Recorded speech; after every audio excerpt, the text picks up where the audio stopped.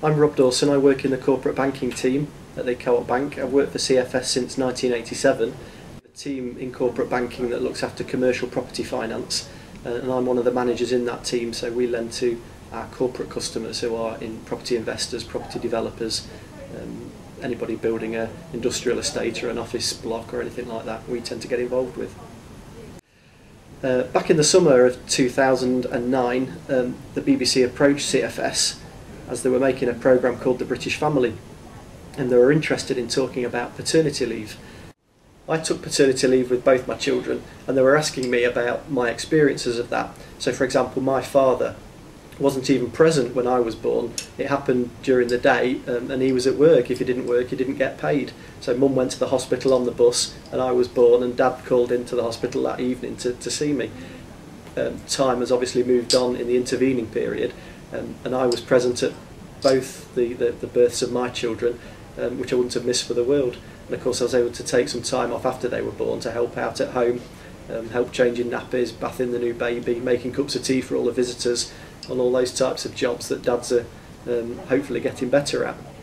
And it was those types of experiences that the BBC were looking to explore, the whole change of the generation from over the last 30-40 years, I suppose. So I put my name forward, fired off the email, and didn't really think anything more about it. A few weeks later I got a phone call out of the blue from a BBC researcher who asked if I would answer a few questions, which I was more than happy to do. And she liked the answers to those questions, and eventually asked if she could come and see the family. So there was a day back in the summer where the BBC researcher came up from London, met my wife and children at the house, and asked us a load of questions about when the children were born, the paternity leave I'd taken, whether I was a help or a hindrance around the house at that time. They really liked the questions and the answers that we'd given, and at that point approached us to ask us if we would mind featuring in the programme they were making. So we had a bit of a family conference, and the kids were of course very excited at the prospect of appearing on television. And I think, truth be told, so was I. It seemed quite very exciting and glamorous. So again, the BBC production team came up a few weeks later. Cameraman, soundman, we had a producer there, and the researcher came back again, and they pretty much asked us all the same questions and filmed all our answers in different parts of the house. When the camera crew came up, that was the first time any of us had ever appeared on the TV. We've never been interviewed for radio or television or anything like that.